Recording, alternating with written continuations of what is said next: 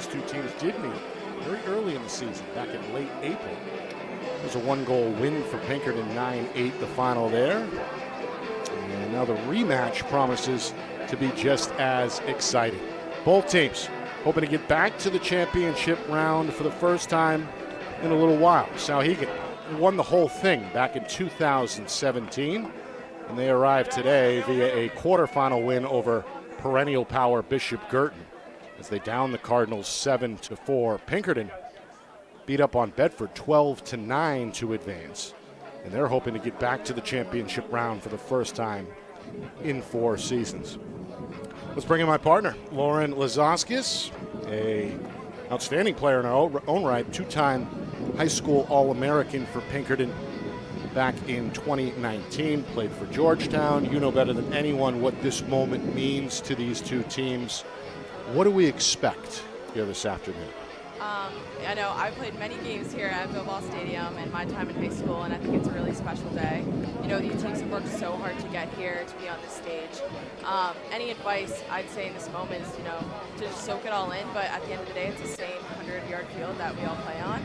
You know, it's definitely heightened, and there's a lot of excitement around it, but yeah, super excited to be here today, and thank you for having me. Yeah, glad you could join us for sure. We've got a growing crowd here, a gorgeous day, a lot of rain yesterday, but that's in the rearview mirror.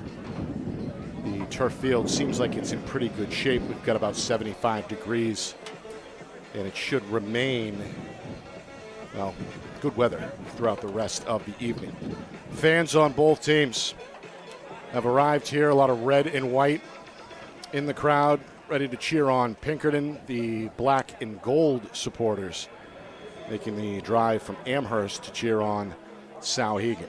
Both these rosters are loaded with talent. Pinkerton has 9 seniors, including, 6 NCAA commits. Souhegan, a little bit on the younger side, only 5 seniors, but certainly very skilled, as they have proven throughout the season. And both head coaches very experienced as well. Pinkerton led by KT Bork. And on the opposing sideline for Souhegan, it's McKinley, Curro, Cibordoni.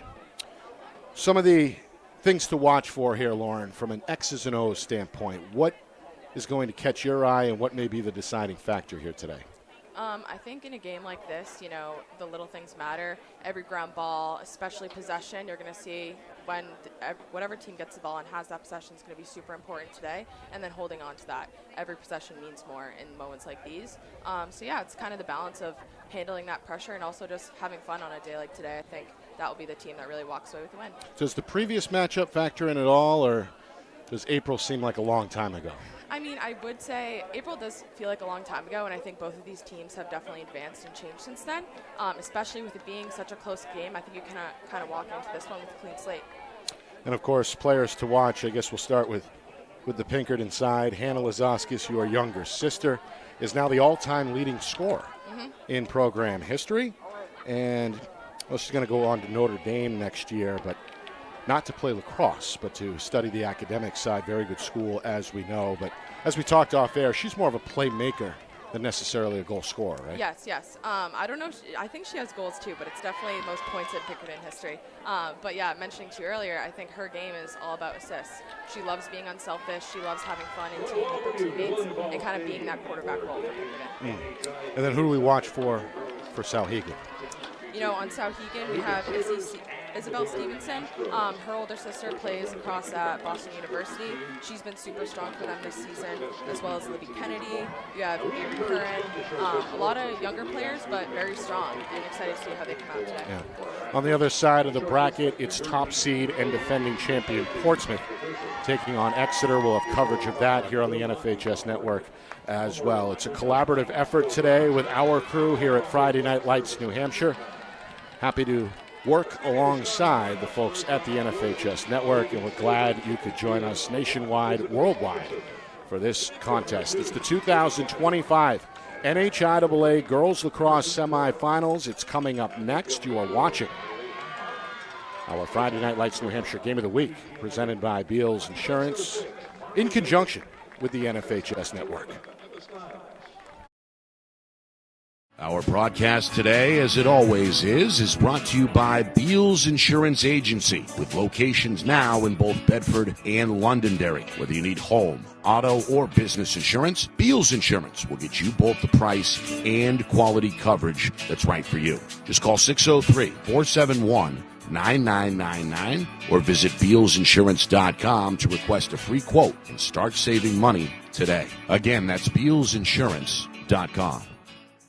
The New Hampshire Tomahawks promote the highest level of club lacrosse competition, not just in the state, but in the country. Looking to get recruited? Director Chris Cameron keeps an open dialogue with the nation's top college lacrosse coaches. Over 400 New Hampshire Tomahawks alumni have played at the college level, including the ACC, Big East, Big Ten, Ivy, NESCAC, NE10, and more. The New Hampshire Tomahawks coaching staff has over 100 coaches, including current high school, varsity, and college coaches. The Tomahawks offer training for players of all ages, clinics, camps, and leagues, along with spring, summer, and fall elite teams. So play with the best. The New Hampshire Tomahawks, showcase and development for college lacrosse. Visit NewHampshireTomahawks.com and girls.nhtomahawks.com. How can you reach your team's fundraising goals at no risk and no cost? MG Sports offers a variety of products to make your team's fundraiser a success. Their products include tickets and discount cards to hundreds of local businesses. MG Sports now has a digital platform where athletes can raise funds in the comfort and safety of their own home. So become another lacrosse program like Bedford, Goffstown, or Memorial that sets fundraising records every season. MG Sports, fundraising made easy. Visit mgsportsfundraising.com to start raising money for your team today.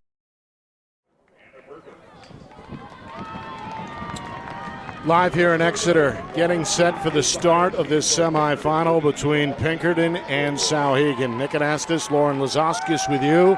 First of two semifinals here from Bill Ball Field, and we are underway. Souhegan is going to win the opening draw. Isabel Stevenson, a good play from the wing. The sophomore going to cradle on that far side wing as the Pinkerton defense drops back. Both teams seeking their first championship appearance in a few seasons. Pinkerton last in the championship round in 2021, whereas Souhegan, they won it all back in 2017, and they're going to get on the board first as they score on their opening possession just 28 seconds in.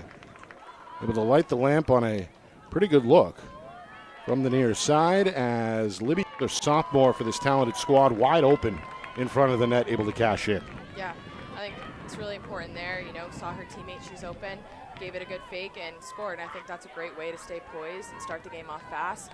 Like I said, possession's everything there. They're going to come down, and I think that's a really strong start from Souhegan.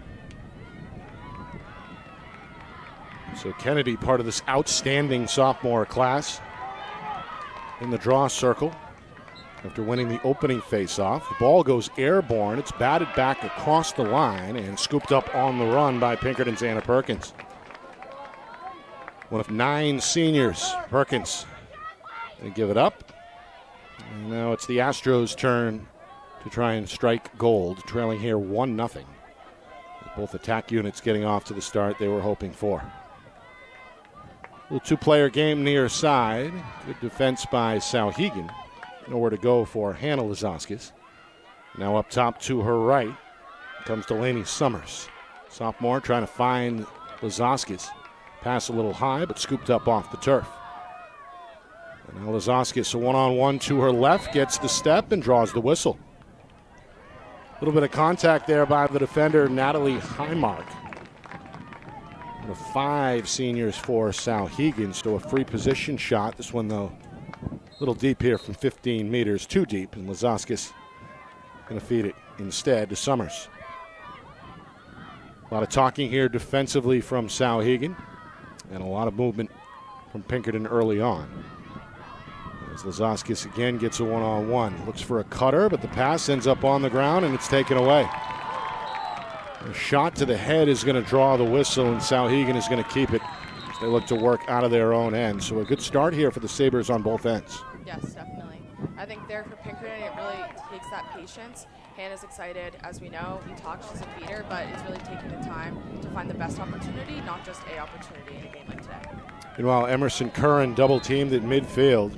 Draws some high contact and is rewarded the restart. 4 officials on hand, 3 on the field, 1 is a backup, all of them experienced. Dave Pelletier, Mike Crosby, Linda Osborne, and Paula Goff. Coach Bork roaming the Pinkerton sideline here, hoping her defense can come up with a stop. Souhegan with other plans, looking to double their lead here. Pass, catch, shot though ends up high for Kennedy. Same spot she was able to score from a moment ago. This time the shot, a little awkward coming out, ends up wide. Souhegan keeps it and gets back to work here on the near wing. Lanai Hickman observing, goes right side. Now Curran with room. And that one knocked down and stopped. Sarah DiClemente, senior, committed to Coastal Carolina, comes up with her first save.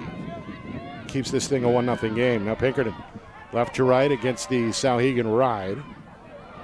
Francesca Doyle, junior, committed to URI, in search of that ground ball. It's scooped up by her teammate, Pinkerton's Alexia Last. And Last going to use the sideline, come up with the clear. And now Lazaskis, once again shadowed by the defender Highmark, goes all the way behind the cage. Lazaskis zigzagging, met up by Highmark, finds a cutter, shot, and score. Yeah, it's great awareness, Hannah, really taking that time, dodging, and seeing that back step. You're going to see a lot of those connections today between her and Francesca Doyle. Fran has done a great job this year of getting into those gaps and really being able to finish those shots inside. Good cut as well. The URI commit able to take the pass and then almost in one motion beat the goaltender for Souhegan at the senior Emma Crispin. So 1-1. An early Souhegan goal just seconds into the game is now matched by Doyle. Less than 4 minutes in, we're tied at 1. Crowd, meanwhile, continuing to grow here. A gorgeous day and a gorgeous venue here at Bilbao Stadium. It's really become a tradition over the last decade or so. Semifinals and then Tuesday's championship will be played here as well. Really one of the better venues, period, in all of New Hampshire. This one scooped up on the run by Highmark. A little bit of contact on the sideline as she collides with Doyle. Souhegan will keep it. So the face-offs early on favor Souhegan 2-1. Yeah, possessions will play a huge role in the game today. It'll also be exciting to see how much these teams can take advantage of the ride to get that ball back. Both teams so far have handled it pretty well. Meanwhile, this pass, though, is too high. Sails out of bounds and is turned over. What are we seeing here early on defensively from these two teams? From these two teams, for Pinkerton, we have Parker Knowlton as the background D for Pinkerton, putting that pressure on zone for them. You can see they're locked in on the 8. There's lots of communication. And on Souhegan, you're going to get a similar pressure. Meanwhile, Lanai Hickman, after the interception, takes a hard fall and is still down on the turf. Took a pretty good shot. The Souhegan trainers jogging onto the field now to check on her. As Hickman, the sophomore, went airborne there. Hard landing on her right side. The clock stopped with less than 5 minutes gone. Coach McKinley, Kuros, Sbordoni also showing concern here.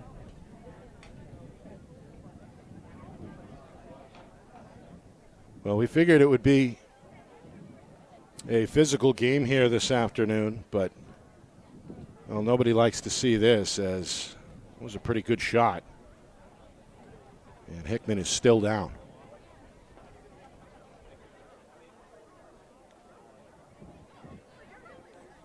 Both teams going to huddle up here and talk it over. If you're just joining us, 1-1. Libby Kennedy put the Sabres on the board just 28 seconds into the game. Pinkerton able to respond a few minutes later with Francisca Doyle. But Hickman came down pretty hard, it looked like, on that right shoulder. Yeah, definitely not something you want to see in a game like today. I think also playing clean will be a huge part for these players. You don't want to be down. You don't want to give the other team that advantage. You definitely want your team to stay healthy on a day like today. Well, here's a good sign. As Hickman is back up on her feet and walking off the field under her own power, but clearly still in some pain. Meanwhile, was there a penalty on the play? I do not think so.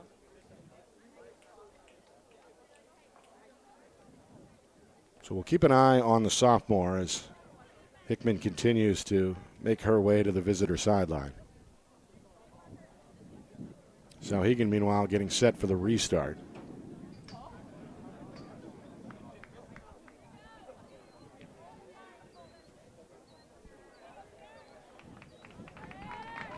And once again, a round of applause for Hickman. She takes a seat on the Souhegan bench. Meanwhile, Avery Curran, one of 6 freshmen on this varsity roster. Going to trigger the restart. Goes up top to Stevenson, who fans it to her right. Where Curran goes behind the cage. Now 2 Sabres behind the net. Souhegan looking to retake the lead. Pinkerton continuing to chat here defensively. 5 minutes gone by, first quarter. Curran with a jab step. Stevenson, a shot fake, a split dodge, a shot that goes wide. Backed up by 2 Sabres and will stay here with Souhegan. It's a great job by Izzy there, hitching, getting the defense to bite, and then being able to tuck under there to get into the 8. As you mentioned, her older sister was a standout not too long ago for Souhegan. It's a good career going at BU. Meanwhile, this shot rings the bell, goes off the post before DiClemente stamps out the fire. And now Pinkerton, after turning it over against this Souhegan ride, trying desperately to get to midfield. Ball comes loose again before it's scooped up knee-high by Abby Gianetti, the senior leaders for Souhegan. So there's that ride that you talked about, Lauren, producing some early results for the Sabres. Yeah, definitely. For the clear for Pinkerton, you definitely want to spread out and be aware that that pressure is coming and communicate with your teammates to get open on that. I think they've done a great job of keeping pressure on. Souhegan with a successful clear thanks to Sophie Jacobs, and a member of the standout sophomore class. Souhegan going to slow it down. We're past the midway point, first quarter. Sabres look to regain the advantage.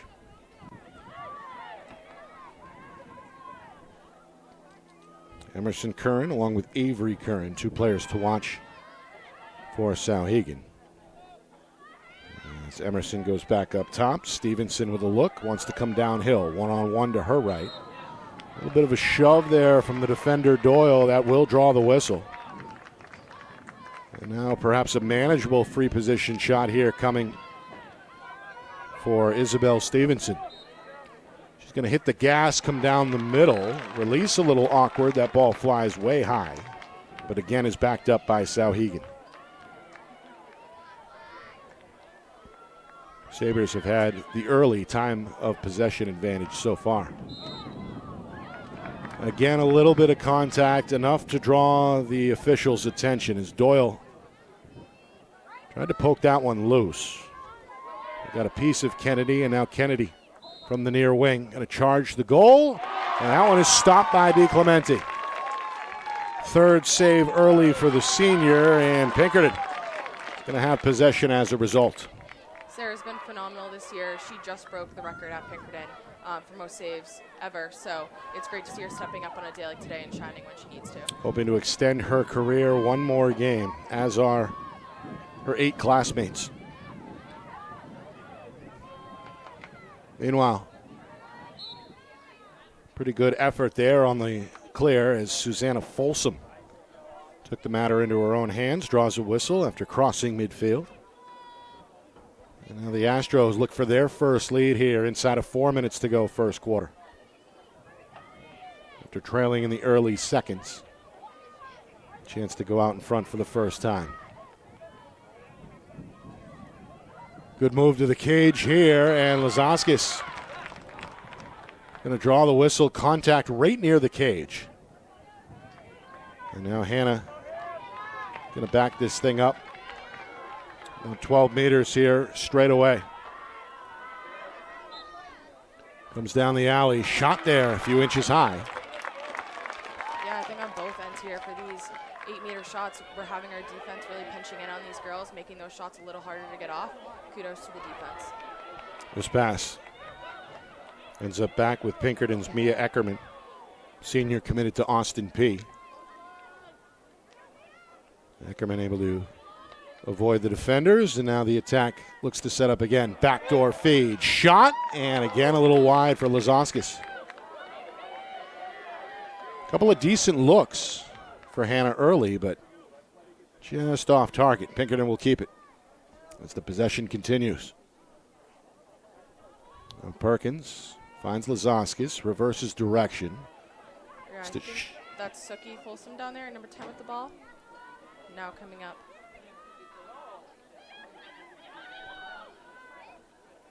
It's now Ava Michelini, and now Lazauskas from behind the cage. Gonna come to her left, draws a slide, goes across the zone with a pass. It's batted down, and now another whistle. And a turnover here for Pinkerton. Yeah, that one looked like it was in the crease, unfortunately for Pinkerton. Emma Chrisman, the goaltender, trying to free herself up.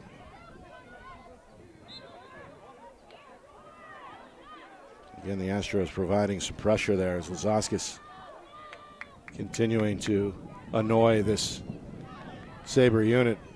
Long pass up ahead. Try to hook up with Ava Stiles, the junior. And again, a little bit of contact. This one against Pinkerton. Restart coming for Souhegan Stiles.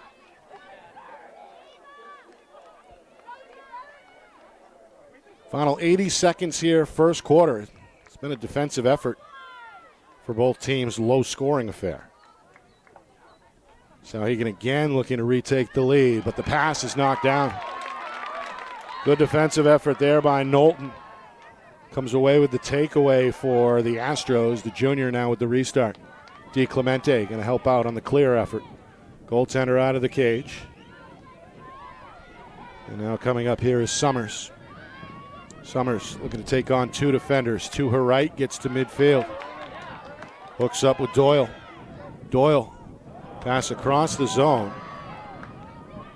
Seemed like her two teammates not quite ready for that pass. Ends up on the ground, but it's tracked down again by the Astros as we come up on 30 seconds to go in this opening frame.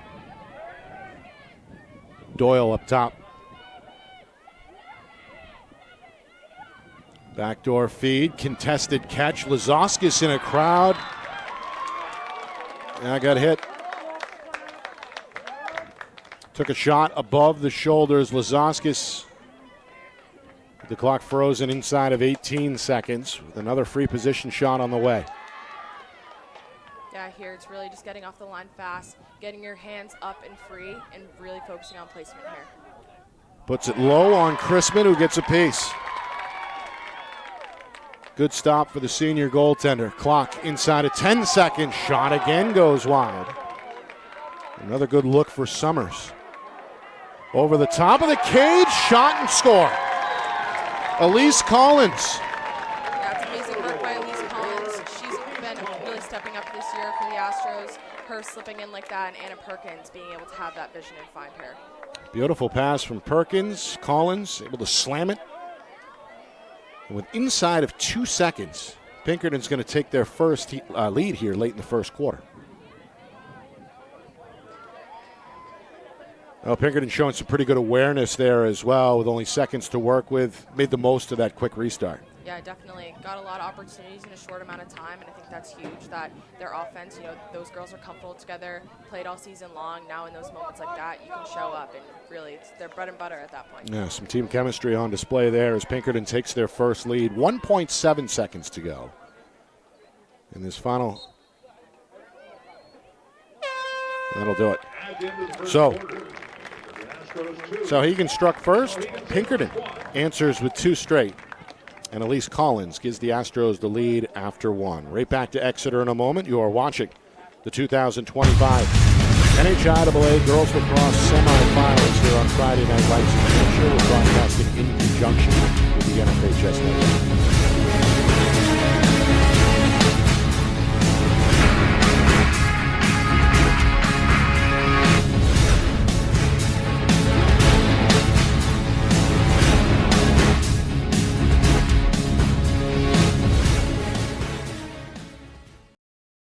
broadcast today, as it always is brought to you by Beals Insurance Agency, with locations now in both Bedford and Londonderry. Whether you need home, auto, or business insurance, Beals Insurance will get you both the price and quality coverage that's right for you. Just call 603-471-9999 or visit BealsInsurance.com to request a free quote and start saving money today. Again, that's BealsInsurance.com.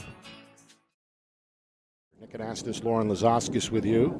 Semifinal action here on Friday Night Lights, New Hampshire. We're broadcasting in conjunction with the NFHS Network. Well, just 28 seconds in, Libby Kennedy lights the lamp for Souhegan, putting the number 3 seed out in front 1-0. But after that, the Pinkerton defense really looked pretty good there and kept Souhegan off the board. The Astro attack saw goals from Doyle and Collins, the latter scoring with inside of 2 seconds. Yeah, I think that's great momentum going into the second quarter for Pinkerton. I think Souhegan too. I mean, the last time this team met, it was pretty even with draws. So I think possession-wise, again, like I said, they're going to want to take advantage of the ride and also just take advantage of your possessions. Those mean a lot. So it's great that these teams both creating a ton of offense. We've seen a lot of shots to start. So it's really about who will end up capitalizing more on this. Saw a shot there of the Pinkerton huddle, Pinkerton sideline. Coach Bork in the middle there. And on the opposing sideline, of course, Coach Sportoni trying to fire up her group as well. Good crowd here on hand. That includes Astro Athletic Director Brian O'Reilly. We saw him on screen a moment ago. And there's Sarah DiClemente, the senior goaltender for Pinkerton, on her way to Coastal Carolina. 3 important saves in that first quarter. Totally. It's great to see Sarah ready to go in a game like today. You want your goalie to be on and be hot, so great opening for her. All right, meanwhile, we have a rematch coming in the circle between Souhegan's Libby Kennedy and Pinkerton's Anna Perkins. Kennedy won 3 of the 4 in that first quarter. Get an early whistle here. And as a result, Pinkerton's going to come the other way very quickly, a little too early. The officials pump the brakes. And now a little bit of confusion at midfield here. It will be Astro possession. And now here we go. Pinkerton looking for their 3rd straight goal. Trying to claw their way back to the championship round for the first time in 4 seasons. The winner of this match will face the other winner of the upcoming semifinal between top seed Portsmouth and Exeter. Meanwhile, a little bump. Summers colliding there with the defender Stevenson.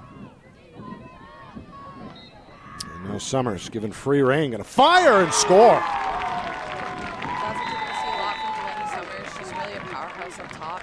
She has such a strong shot coming out of her dodge like that. She's going to be quick. She's going to make it happen. Pretty strong shot as well as we take a look at the replay, able to cock that one back. And on the move, beat Chrisman to her right. So Summers, no nonsense. Scoring with less than a minute gone by to put Pinkerton out in front 3-1.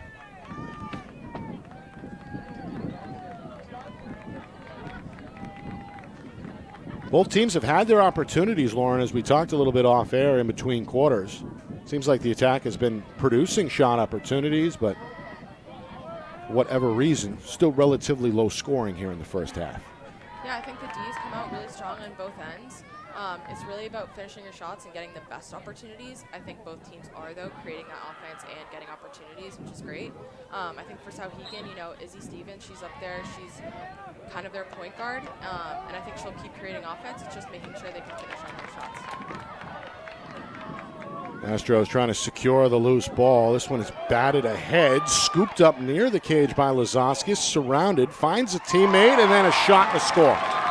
Doyle able to spin to her right in a crowd and find enough netting to put Pinkerton out in front 4-1, but hang on a second. The officials are going to negate the goal. Somebody step in the crease there? Yeah, I'm not sure what the call was there. I think Well, certainly a crowd near the circle. Yeah, it looks like Francesca Doyle is out with a card. I'm going to guess it. They call her for a dangerous shot. There's a lot of players in close on that. So Doyle in the box. First penalty either way. 2 minutes on the board. So Souhegan here with an EMO. Got to find a way to clear it first. Chrisman, shovel pass up ahead. Taken off the bounce by Stevenson. Going to show the speed at midfield to complete the clear. No numbers for Souhegan. Choose to slow it down instead. 20 seconds into the EMO. Sabres a chance to cut the Astro lead in half. Slipping free, shooting and scoring is Emerson Curran. Perhaps a little bit of miscommunication there defensively. Curran comes off the curl, pass on the target, and a shot. Able to light the lamp to make this 3-2. Yeah, that was very pretty. Clearly got her hands free, got around, got that shot off really fast. That makes it harder for the goalie to save those in close like that. So great work. So Curran, who put up some pretty good shots in that first quarter, but this time able to light the lamp top shelf over the left shoulder of DiClemente to make it 3-2. So Souhegan wasting little time cashing in on the penalty, which, by the way, was a locked 2-minute penalty. So still an EMO opportunity for Souhegan for the next 90 seconds.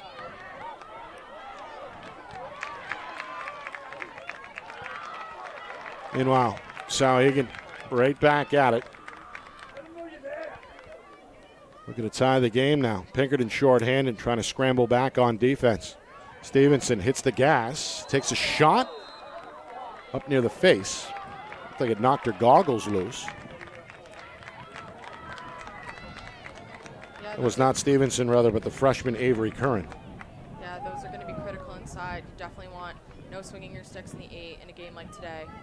It's a tough call. Well, it's been physical as we expected.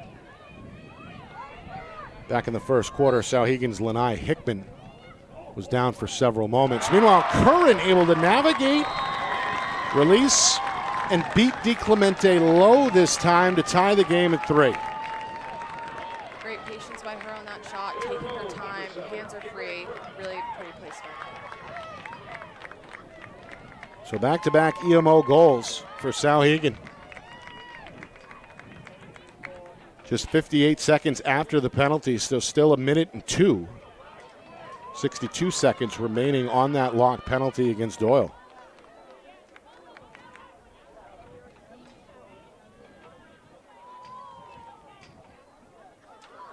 Well, you talked about it during our pregame coverage, Lauren. The penalties and whoever gained the advantage in terms of staying away from the penalty box would have an opportunity to inflict some damage, and that's exactly what we've seen over the last minute here from Souhegan. Yeah, Souhegan's definitely capitalizing on this opportunity, and for the Astros, it's really, having your stick pulled back, not bumping in the 8. It's not something you want to do, but I think it's really good work by Souhegan to take that opportunity.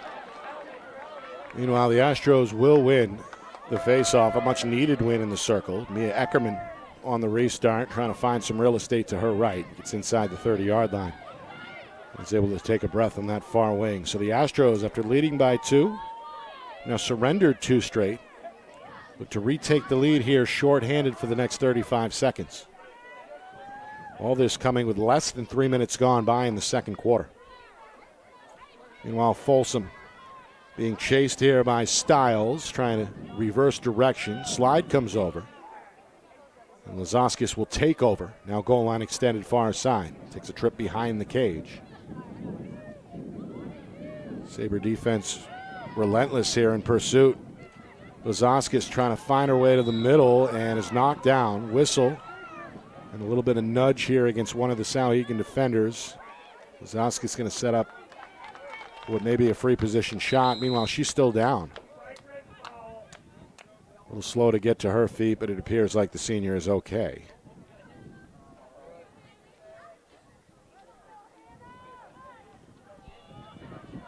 So after a moment to regain her composure. Took a pretty good shot there, surrounded by black jerseys. Coach Bork's going to take her off the field, at least momentarily here, perhaps out of precaution,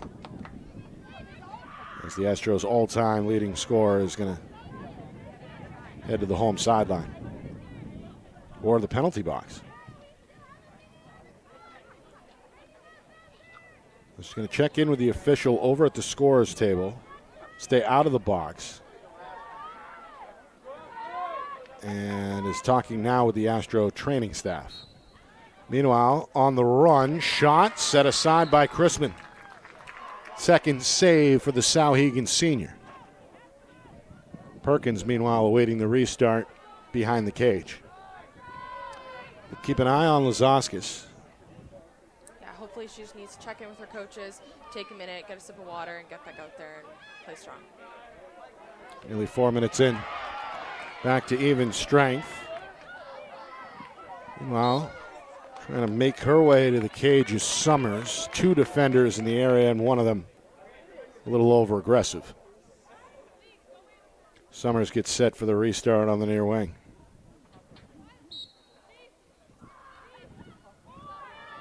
Top of the box now, it's Folsom.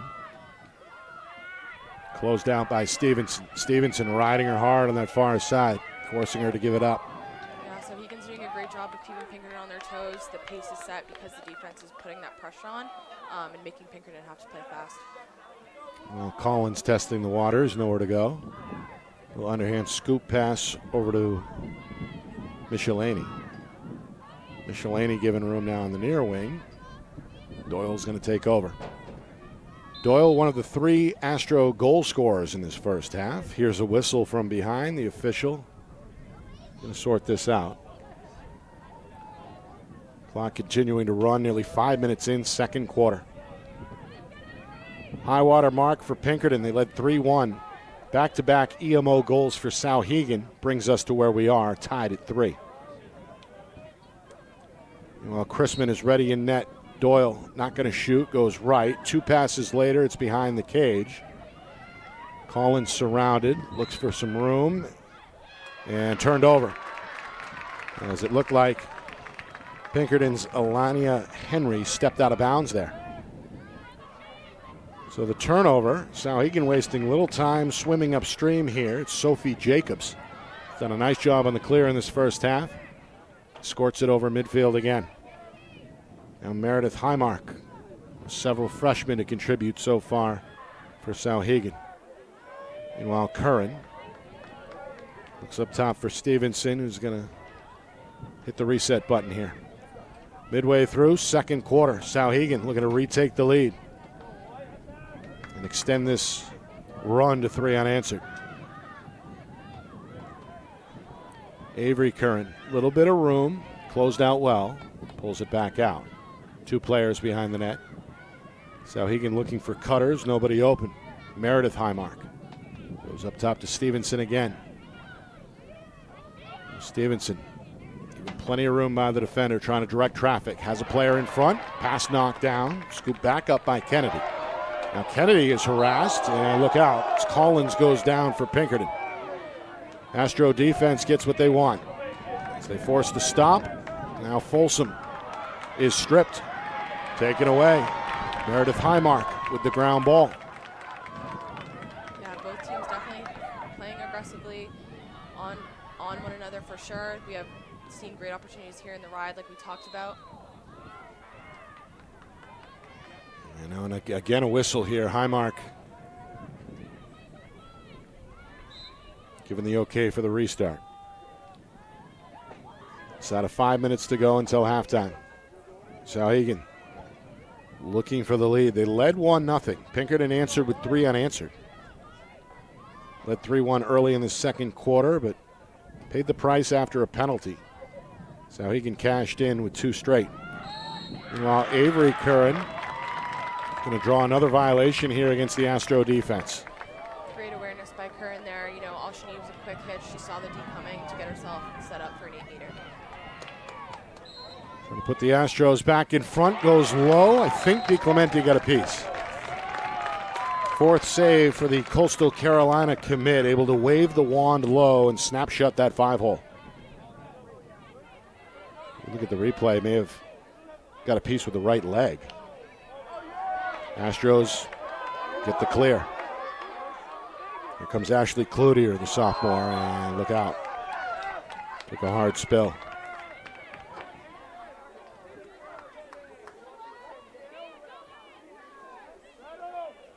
Folsom up top. And a reset here on the near side for Summers.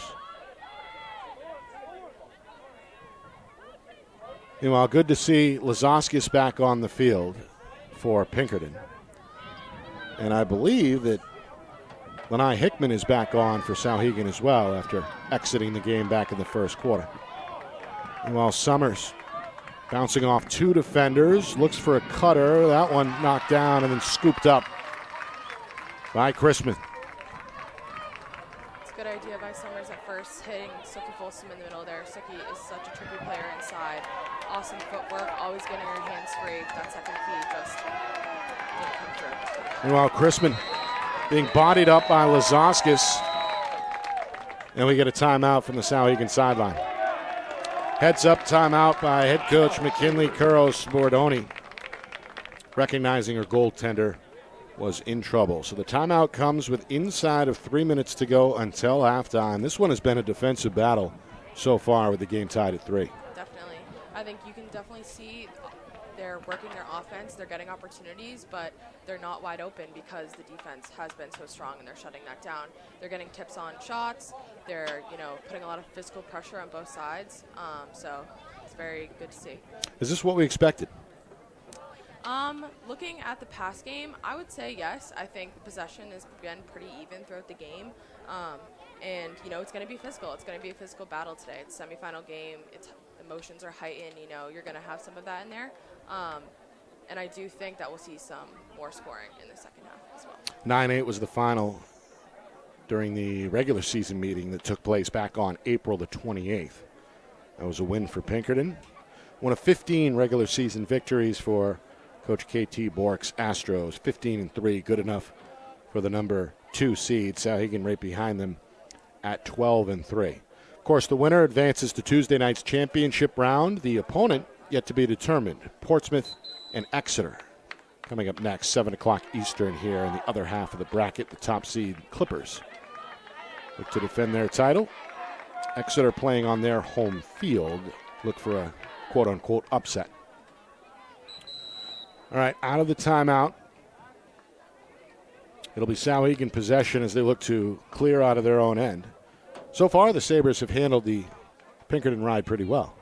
Yes, they have. They've been doing a great job clearing the ball, getting in on their offense, and they're very quick to set up and getting right into motion.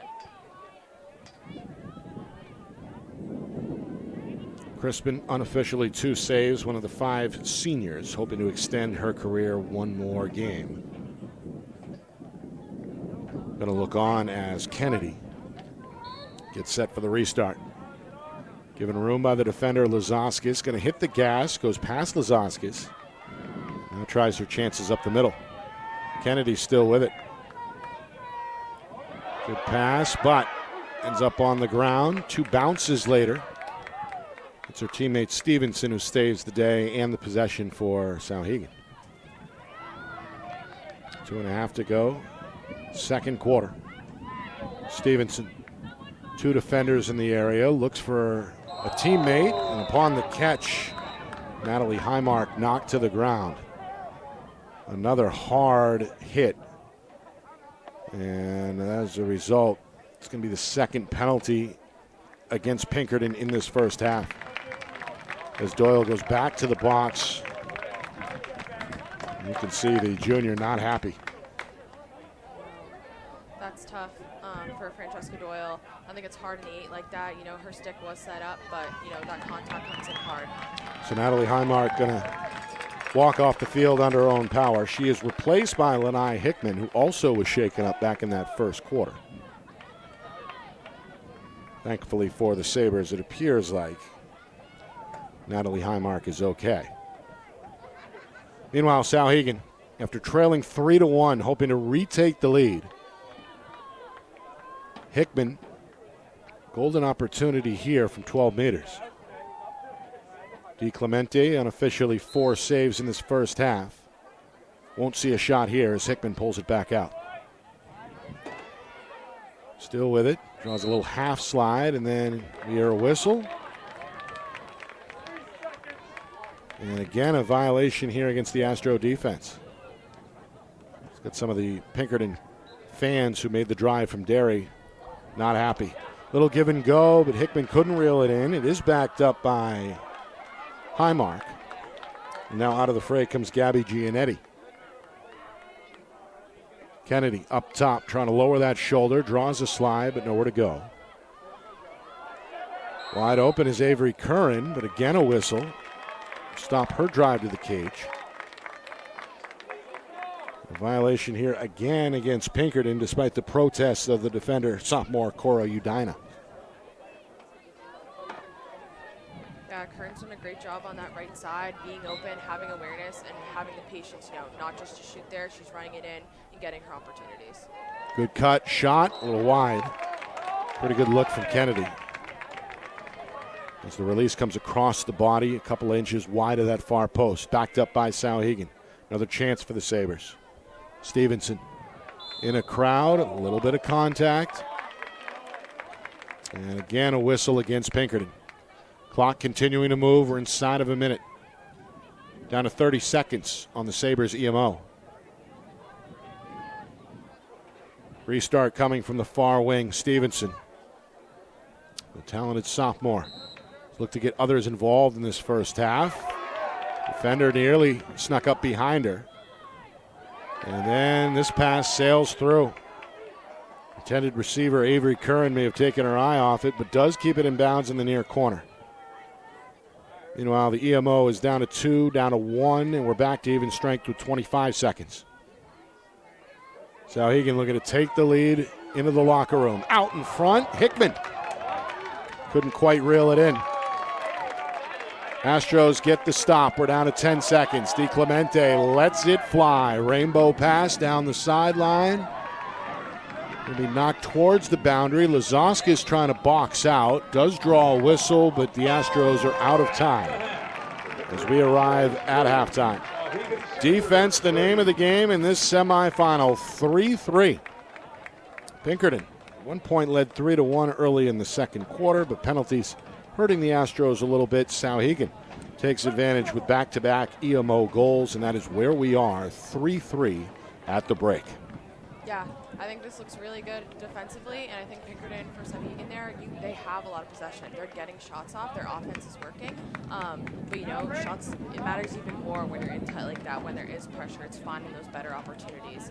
And on Pinkerton's side, too, they're getting offense. They've had cards that hurts them. You got to come back from that and build momentum now. How can you keep building that up with Francesca Doyle now out?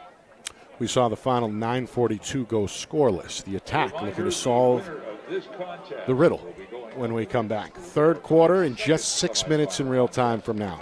Right back to Exeter in a moment. You are watching the 2025 NHIAA Girls Lacrosse Semifinals here on Friday Night Lights in New Hampshire. We are broadcasting in conjunction with the NFHS Network.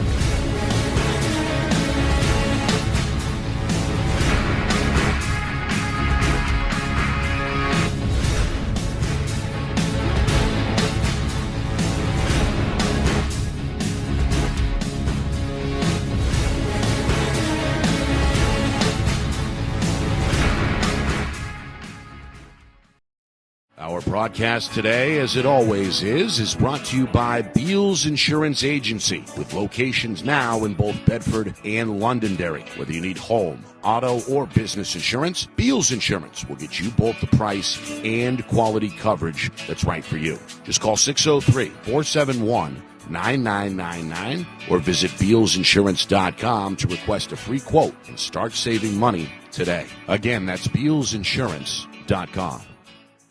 The New Hampshire Tomahawks promote the highest level of club lacrosse competition, not just in the state, but in the country. Looking to get recruited? Director Chris Cameron keeps an open dialogue with the nation's top college lacrosse coaches. Over 400 New Hampshire Tomahawks alumni have played at the college level, including the ACC, Big East, Big Ten, Ivy, NESCAC, NE10, and more. New Hampshire Tomahawks coaching staff has over 100 coaches, including current high school varsity and college coaches. The Tomahawks offer training for players of all ages, clinics, camps, and leagues, along with spring, summer, and fall elite teams. So play with the best. The New Hampshire Tomahawks, showcase and development for college lacrosse. Visit NewHampshireTomahawks.com and girls.nhtomahawks.com.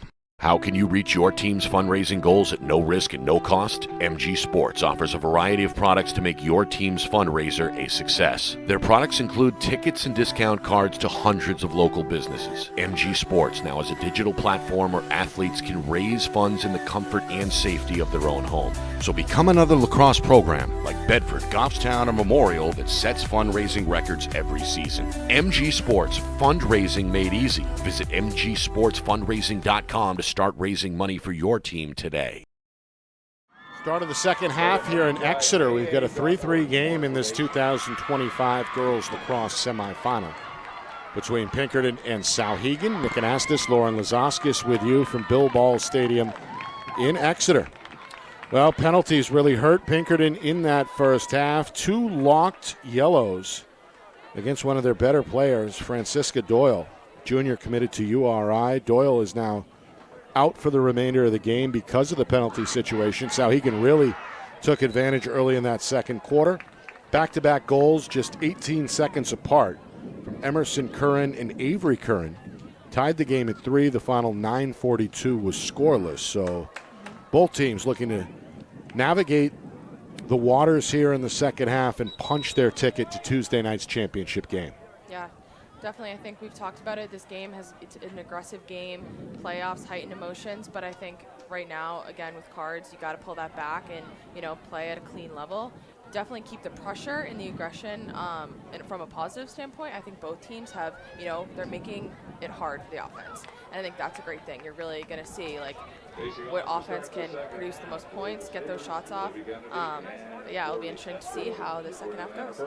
And one of your pregame keys was controlling the circle. Unofficially 4-4 in that first half.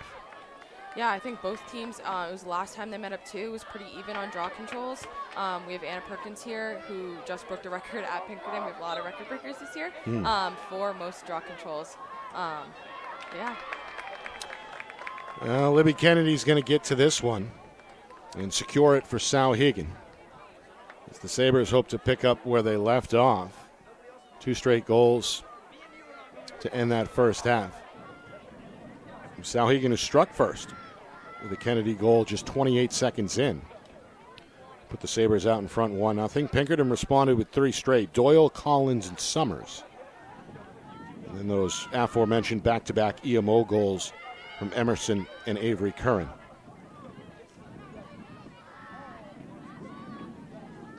Stevenson going to survey. Look to get others involved throughout the season.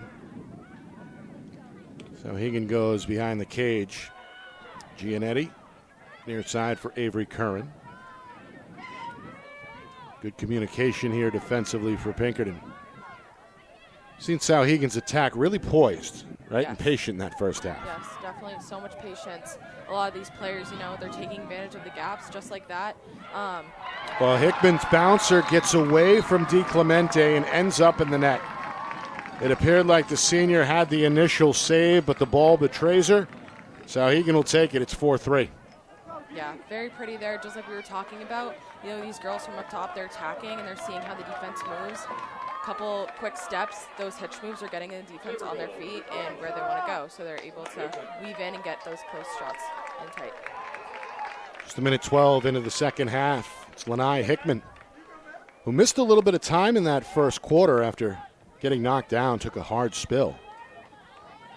As we talked off air, Lauren, the officials have really let these players play. It's been a physical game with players on both teams having to come out of the game after falling hard on this turf here in Exeter.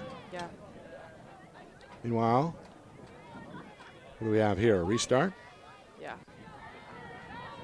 And a rematch as well between Perkins and Kennedy. That's been the exclusive matchup in the circle. Somebody went early. They're going to give it to Pinkerton. 5-5 is my count now at the circle. As we expected, it would be about even. Parker Knowlton, good clear for the junior, able to use the boundary. And escorts the ball all the way now behind the cage for Lizauskas.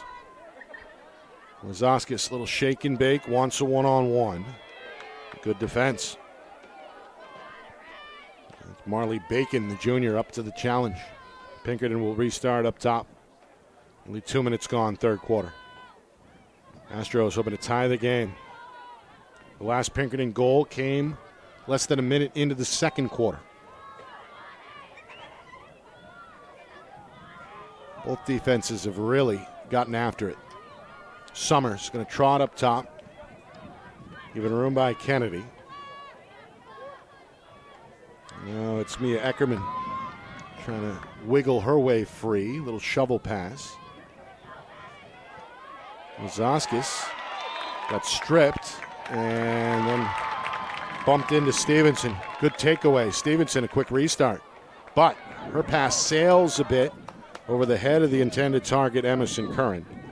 It rolls out of bounds in that far corner, so there's a win for the Pinkerton Ride. Yeah, I think Suki Folsom on that last one, I think just dodging a little too close to her defender, has to take a couple steps back, get that room, and then really be able to take off. DiClemente going to take her time. Rifles one near side, but that bouncer gets away from Eckerman. It's scooped up on the sideline by Avery Curran. Curran to the cage. Going to go now behind the net. We get a whistle from behind. And another violation against this Astro defense. Well, we talked about the Astro penalties really impacting this game, but how about the Souhegan Ride as well? They produced some turnovers, including there. Definitely. A lot of pressure for the Pinkerton team. I think that's super important. You got to take advantage of everything that you can to get the ball back, and they're doing a great job of that. And again, the freshman going to pass on the shot, pulls it back out, as this patient approach has worked for Souhegan. Hickman given room up top. Taken over now by Kennedy. Kennedy hits the gas, comes down the middle, lost the ball, and it rolls into the stick of DiClemente. Outlet to her right. Eckerman. Summers off the Eckerman screen. Looks for some daylight on the sideline. Collides with the defender Gianetti. Coach Sabordorni not happy. Trying to direct traffic in real time defensively. Again, a hit up top, absorbed by Summers, who's surrounded by black jerseys. Eckerman crosses midfield. Hickman pushes her down. And again, Pinkerton receives the whistle. Yeah, these Souhegan players are putting a ton of pressure on Pinkerton, making that harder to get the ball over. Anytime you can take off the clock on that, I think that not every ride you're going to have a turnover, but I think that's successful, just stopping that, making it harder for the other teams to set up into their offense. Astros look for some spacing here, trying to tie the game at 4. 4.5 gone by, third quarter. Summers, ridden hard, finds a teammate. It's Lizauskas who cashes in on the curl. First goal today for Hannah Lizauskas. It comes at a big time as Pinkerton ties the game at 4. I think Hannah had a ton of momentum there, getting it at X. You know, left side, that's her home, that's where she's going to be. Just came around very strong, had her hands free, and found great shot placement. Able to beat Chrisman upstairs for her first goal of the afternoon. 4 goals for each team and 4 different goal scorers for each squad as well, as both attacks have been able to spread it out. Yeah, I think that's really important on a day like today. You can't just have one person doing it all. Obviously, lacrosse is a team sport, and I think it's really great to see multiple different players stepping up in big moments like this. That also ended a drought of over 15 minutes there for Pinkerton. So they score for the first time since the opening minute of the second quarter. So now a big face-off coming. This one up for grabs. Eckerman is there, but can't quite scoop it on the first attempt. Does secure it on the second before it's poked away by Stevenson. Avery Curran had it for a moment as well, is then tripped up by Eckerman. And Souhegan, after a good effort from both sides, claims possession.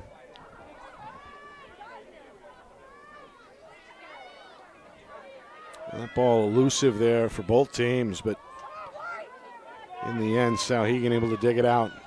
It gives the Sabres the opportunity to retake the lead here. And wow, this whistle away from the ball, and again, a violation against the Astro defense.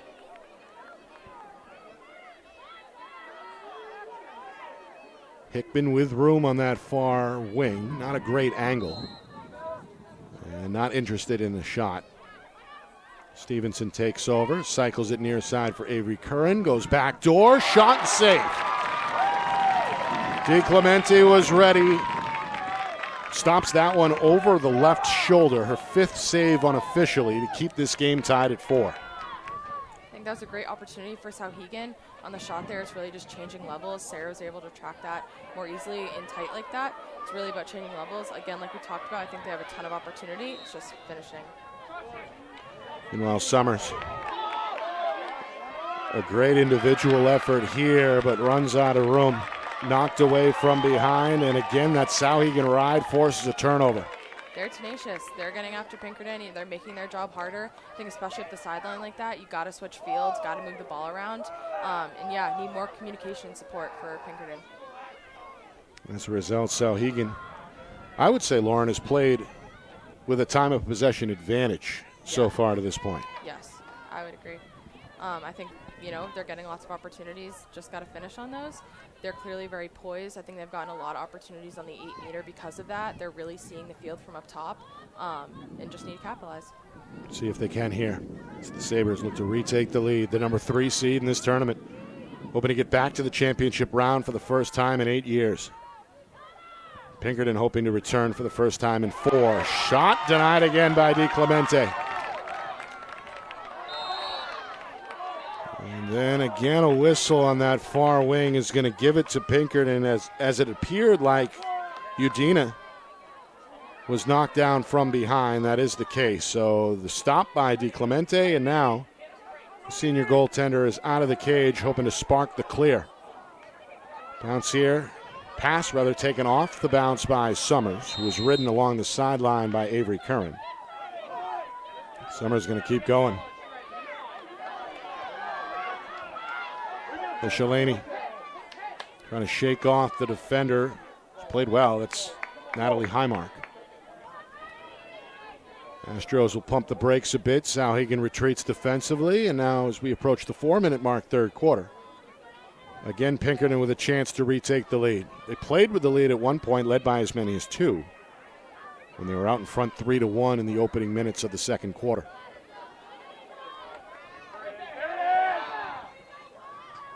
Eckerman gives it up. Collins is going to survey deep behind the net. Given plenty of room by the defender Kennedy. 2 Astros now behind the cage. Collins to her right, finds the cutter. Shot and score, and the Astros take the lead. Lazaskis goes top shelf, gorgeous pass. And Pinkerton going to storm back here to take a 5-4 lead. It's amazing patience by Elise Collins there, finding Hannah. Hannah getting room off the cut and really taking her time, taking the extra second to finish her shot. Back-to-back goals for the senior Lazaskis. She becomes the first player to net 2 goals this afternoon for either team. And it comes at the right time for Pinkerton. 3:34 to go, third quarter.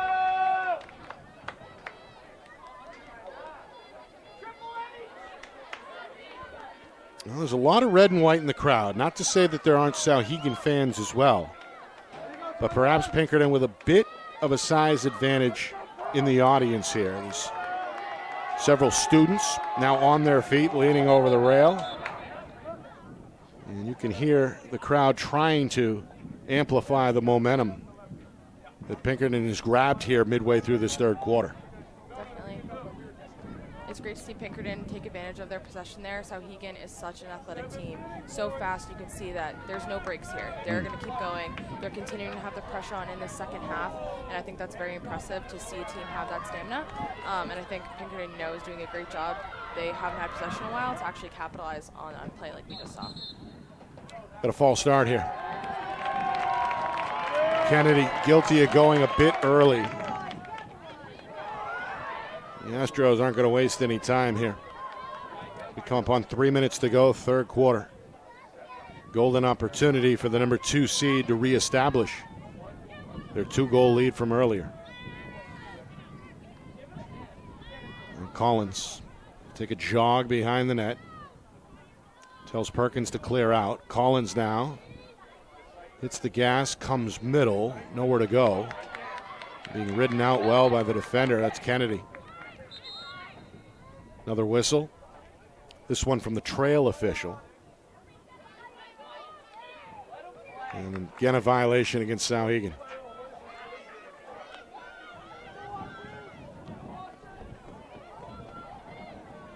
Collins awaiting the restart.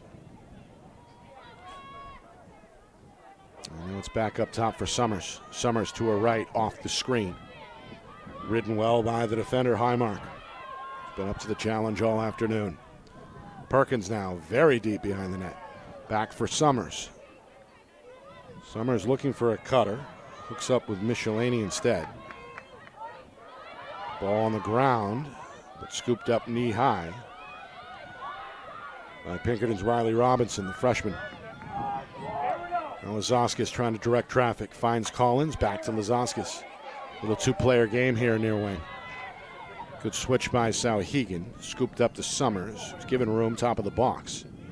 Patient possession for the Astros. That takes the clock inside of 2 minutes. Summers gets inside the defender, but the shot swallowed up by Chrisman, and then the ball goes out of the stick and into the net. We saw a similar play a moment ago at the other end of the field. Chrisman couldn't quite secure it after the initial stop, and Pinkerton now has scored 3 straight to take a 2-goal lead. Yeah, I think it's great there by Delaney. She didn't give up. She kept the play going, saw an opportunity in the middle there, saw her gap, and seized it. And I think that's what these awesome offensive players are doing. They're able to see the lanes that they have and take them. You can see that clearly with Souhegan. Izzy Stevenson has been doing that all game long. Both sides of the ball, it's really great to see that. Get a look at that replay. The ball just out of the grasp there of Chrisman. It was played well here today, but that one bouncing Pinkerton's way. 6-4 Astros, minute 42 to go, third quarter. Souhegan looking for a response. And off to a good start after winning the faceoff.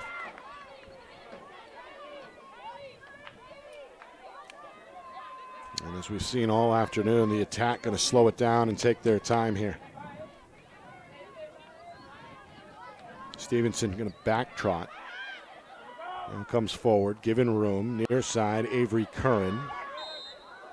Again takes a head shot. And that's got some of the Pinkerton fans upset. Coach Bork not happy either. That allows the freshman Avery Curran, already a goal to her credit, to line up here on the near wing. Hoping to cut this Astro lead in half, but won't fire here. Instead pulls it back out. Now Kennedy trying to come downhill, ridden to her right, whips a shot there wide. Backed up by Souhegan. Down to 40 seconds, third quarter. Avery Curran hooks up with Hickman. Hickman denied, spins to her left. And now is triple teamed, surrounded by white jerseys, and again a whistle here against the defense. We saw 2 penalties in the first half, both against Pinkerton, both against junior Francesca Doyle. Officials going to talk about this. Both head coaches anxiously awaiting the announcement. Clock is stopped with 27 seconds. It's tough for Francesca Doyle. 2 yellow cards means you're up for the game, so she was pretty upset. Clearly, she's been a huge help for the Astros this season, has totally shined. Her and Hannah have been a great duo. tons of Hannah's assists and points are because Francesca has the ability to finish those shots. So sad to not see her on the field for us this game, but it's great to see that her teammates are stepping up for her. Yeah, she's certainly still engaged on the sideline, the junior committed to URI. No penalty on the play, but a restart coming here for Souhegan. So they look to chop the Pinkerton lead in half. They trail 6-4. We're down to 20 seconds, third quarter. Hickman with room, a little bit of a jab on the catch, and again, a violation here against Pinkerton. Hickman scored earlier in this third quarter. See if she wants to pull the trigger here with inside of 18 seconds to go. She indeed will. Comes sidearm release to beat DiClemente strong side. Not a whole lot of room to work with there, but made it happen. Hickman, big third quarter. Souhegan's back within one at 6-5. Great shot by Hickman. Taking the time on an 8-meter to change levels is huge, and you can see her arm drops it down, really finds great placement there, and able to get it past Sarah DiClemente. The goal comes with just 14 seconds remaining. Hickman becomes the first multi-goal scorer for Souhegan.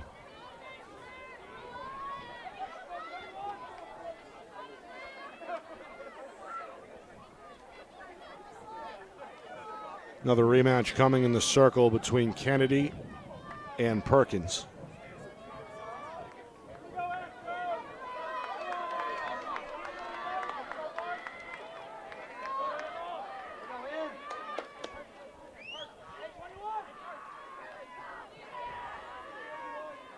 Both defenses on high alert here for the next 14.2.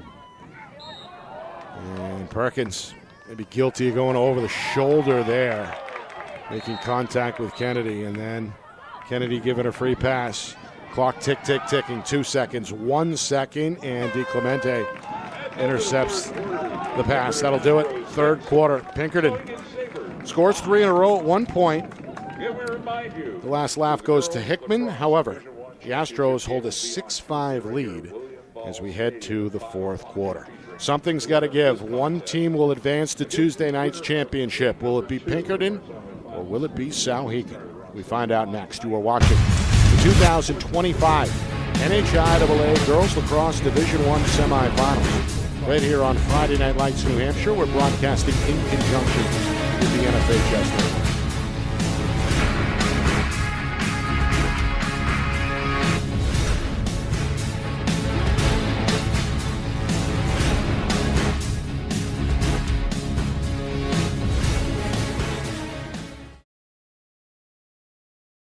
Our broadcast today, as it always is brought to you by Beals Insurance Agency, with locations now in both Bedford and Londonderry. Whether you need home, auto, or business insurance, Beals Insurance will get you both the price and quality coverage that's right for you. Just call 603-471-9999 or visit BealsInsurance.com to request a free quote and start saving money today. Again, that's BealsInsurance.com.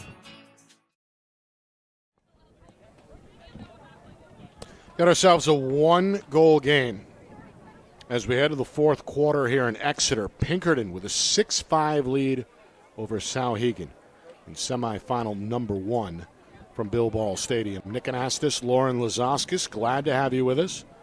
It's our Friday Night Lights New Hampshire Game of the Week, presented by Beals Insurance. We're broadcasting in conjunction with the NFHS Network. Well, had a little bit of everything in this game. It's been physical. We've seen penalties. We've seen EMO goals. We've seen the ride really impact this game both ways. It's Coach Bork trying to address her troops for the final 12 minutes of regulation.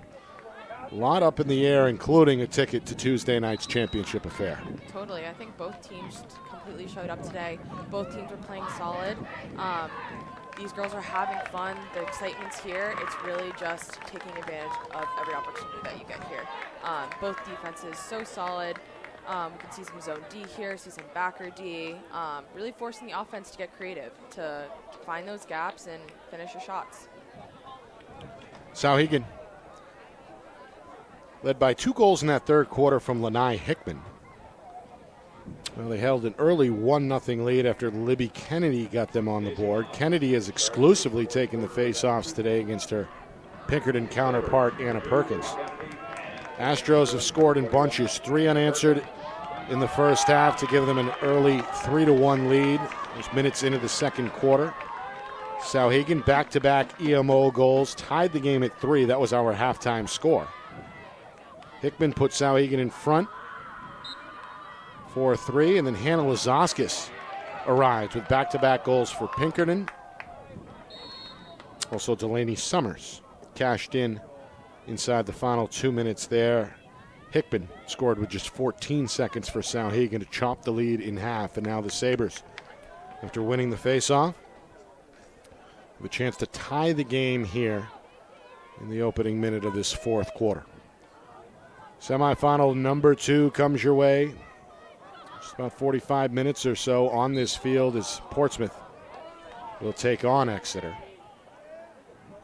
And again, this all leading to Tuesday night's championship affair. Pinkerton trying to get back there for the first time since 2021. Souhegan was last in the championship round in 2017. Meanwhile, this shot goes off Hickman, who was knocked down yet again. Been a rough afternoon for her. She exited the game briefly back in the first quarter, but is okay. And also an Astro was down there as well. See, Elise Collins was down. I think that shot, just a dangerous shot outside like that. Too many players in the 8, and that's going to be a yellow card for Souhegan. First penalty of the day against the Sabres, as Libby Kennedy, without an argument, heads to the box.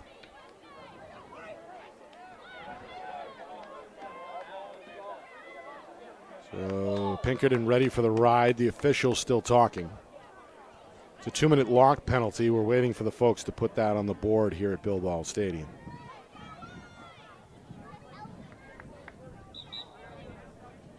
Both head coaches continuing to work the officials. Seen a lot of whistles. 2 penalties, as we mentioned, against Pinkerton, both against Francisca Doyle, disqualifying the junior. That was back in the second quarter. Now Coach Suberdoni going to talk directly to Kennedy in the box as her team looks to force another turnover on the ride. Won't happen here as Eckerman comes right down the middle. Eckerman still coming. Eckerman thought about a shot, but now is double teamed, trying to avoid trouble, and does draw a whistle, as both Kennedy and Bacon nearly forced a strip there. Instead, it's Summers looking to force the issue, now seeking a safe space on the near wing. It's a great job by Mia holding on to that possession and clearing the ball like that. She's been so confident and has just done a phenomenal job this year doing that, and has also become more of an offensive threat because of that confidence and her speed and strength. Yeah, she's played well today. Little one-timer there for Summers. Shot ends up wide, but is backed up by Eckerman and will stay with Pinkerton. 2 EMO goals for Souhegan in that first half. Midway through this EMO, Sabres hoping to keep Pinkerton off the board. Astros want to reclaim a 2-goal lead. They led at one point 3-1, and then again 6-4. Summers off the scoop. 1-on-1 against the defender, Natalie Highmark. Now Perkins with a touch. Coming around all the way behind the cage is the junior Mara. Perkins, backdoor, tough catch for Summers, turns. And again, this defense really getting out and pressing here. EMO clock down to 15. Open, shot off the post. Michelini hits the crossbar. Summers, second opportunity, is going to cash in. It's a hat trick for Pinkerton's Delaney Summers, the sophomore, elevating her game in a big spot. Puts her team back out in front by 2. It's 7-5. Great job by Pinkerton offense. You can see the confidence from these girls right now. They're comfortable out there. They're getting opportunities. For Delaney, she saw that lane again. She's weaving in there, getting her shot off. It's great to see players like number 3, Milena Mara, come up in big moments like this. It's a full team effort. You have Ava, number 5 out there, same thing. All team, all offense ready to go and opening up. Yeah, you mentioned Milena Mara. We haven't called her name much, but Coach Bork personally going over to greet her on the sideline there for a job well done. Yes, she's been such a great player in the quarterfinal. She came up big with 3 draw controls, ended up with an assist and a goal. Great to see players like her come off the bench and come out hot and make things happen. You referenced that quarterfinal matchup. That was a win over Bedford by a final score of 12-9. Souhegan advanced with a victory over Bishop Girton by a score of 7-4. Perkins going to win this one herself as Pinkerton looks to keep up the momentum. Collins a contested catch. Collins now coming down the alley and is steered behind the cage. She's left for the moment unguarded. Astros look to take their first 3-goal lead. Coach Bork says clear it out. Here comes Collins to her right, draws a slide. Up top is Perkins open, but nothing shaking there. Eckerman takes over on the right side. Ridden behind the cage, that's Bacon, the defender. Eckerman trying to shake off Baker, reversing direction.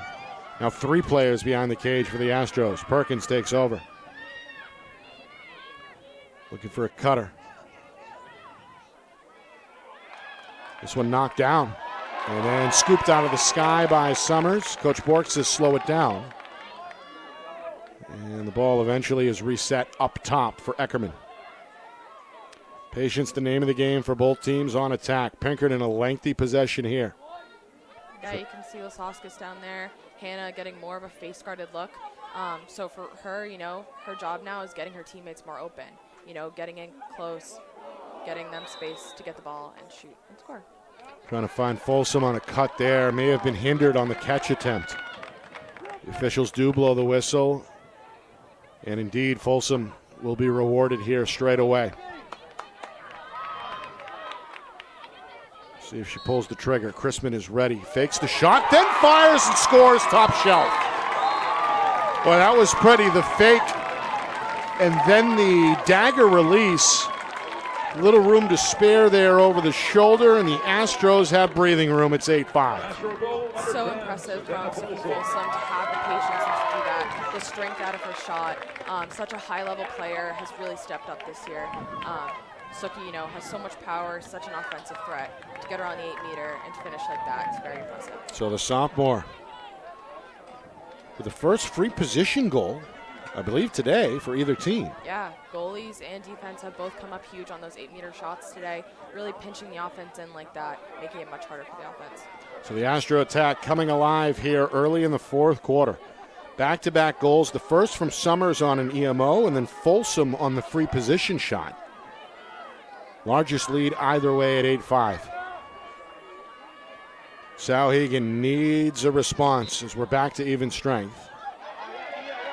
This one is tracked down by Eckerman, who is able to juggle along that sideline. 2 players in pursuit for Souhegan as Eckerman comes across midfield. Contested catch, good pull-in by Folsom. And now Folsom seeking dry land on the far side, comes back to the top for Eckerman. He's given plenty of room, and again the Astros are told to slow it down by the head coach. Yeah, possession, like we said, is everything, and they've been able to gain momentum here by winning those draws, coming up big. Now they can play their game. They can settle it down. They control the pace. Here comes Collins to her right. And again, a little bit of contact there against Souhegan's Ava Stiles. Officials are going to restart this one. Looks like from straight away with Collins. Meanwhile, the clock's starting to become a factor here as we approach the midway point fourth quarter. Totally. I think it's very smart by Coach KT Bork to, tell them to slow it down and to use possession wisely here. It's huge. We know Souhegan can go down and score. They've gotten so many shots off today, so possession really is everything for Pinkerton right now. If you're Souhegan, how do you handle this here defensively? Down 3 now with 6 minutes to go. Yeah, I would say to keep the pressure they've had on Pinkerton all day. It's a fine line between you don't want to be too aggressive and get those calls in big moments like this, but it's continuing to keep that pace up and that pressure that has made Pinkerton's job very hard today. Meanwhile, Eckerman's shot sails a bit high, but it is backed up by 2 Astros. So the action continues at this end of the field. We're now inside of 6 minutes to go. Michelini flips Folsom. No, that's Lazaskis, comes near side. Folsom. And now it's Summers. Yeah, tough to tell between the number 10 and number 16 yes, from up here in the press box. They look similar too. Meanwhile, a turnover. Missed the call there. Astro fans not happy. Souhegan. I'm going to guess illegal pick. Moving on the offense. May be the case. If so, it was away from the ball. Yeah. Souhegan, no problem on the clear as Sophie Jacobs escorts it over midfield. And now the Sabre attack with inside of 5 minutes remaining. Trying to close the gap. Down by 3. Stevenson gets inside, offers a backhanded release that ends up wide. And a crafty attempt there. Souhegan a quick restart. Emerson Curran. Up top, Stevenson. Trying to find Curran again, but it's knocked down. Ball up for grabs. We get a whistle. And it'll stay with Souhegan.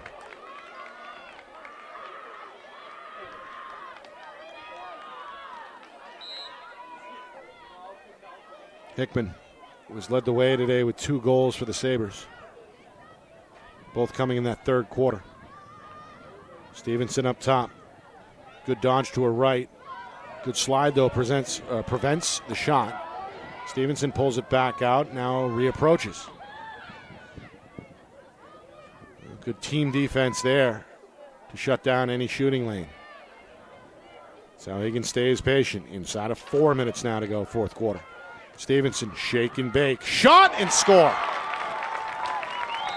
Goes top shelf to beat DiClemente. A timely goal for Souhegan. Keeps the Sabres in it with 3:38 to go. It's 8-6. Yeah, Izzy Stevenson just so impressive. Her stick is always in the right spot.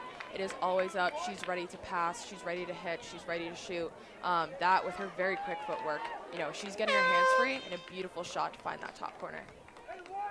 Just what the doctor ordered for the Sabres. And now a timeout on the field. I believe that's called by Souhegan. And that's Coach McKinley Curro-Ciberdoni looking to issue the remaining marching orders here for the final 3:38 as her team looks to complete the comeback. Win or lose, a successful season Definitely. for both teams. We'll start with Souhegan, 12-3 during the regular season.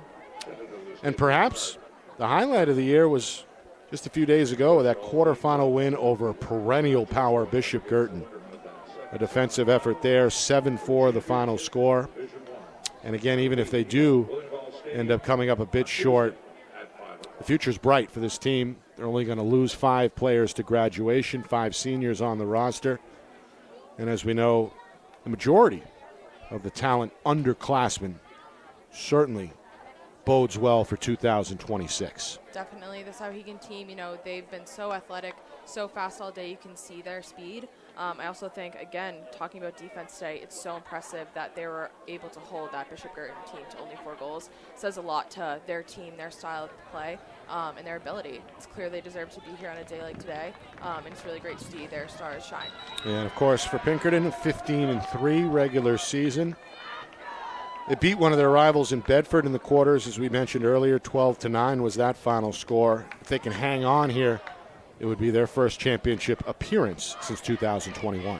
Yeah, very impressive. I think Pinkerton, you know, they're playing their game. I think, like we talked about, I think they just have capitalized on their possessions. Not a lot of mistakes on their end. When they've gotten the ball, they've made things happen, and that's crucial.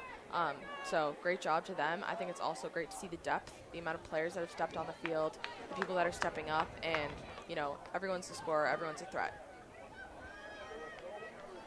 Huge face-off on the way. Perkins and Kennedy, they have battled all afternoon in the circle.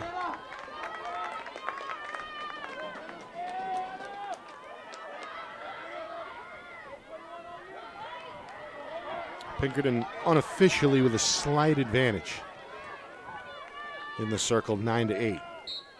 This one goes straight up in the air and is scooped up out of the sky by Stevenson. Big win for Souhegan, keeping hope alive with 3.5 to go. Yeah, those girls in the circle are so crucial to getting possession, getting that ball. You can see Stevenson did that then, and Mia Eckerman, another player on the circle for Pinkerton. Both of those girls battling it out all day, coming up with those big possessions. Can the Sabres cash in? They go back door. There's a player open, but no shot for Gianetti. Instead, it's Kennedy who is closed out on and is lucky to survive with possession. Natalie Highmark now, who has made her contributions defensively today, trying to help out on the attack. We're inside of 3 minutes. Stevenson to her left, draws a slide. In fact, 3 defenders in the area. Back out for Highmark.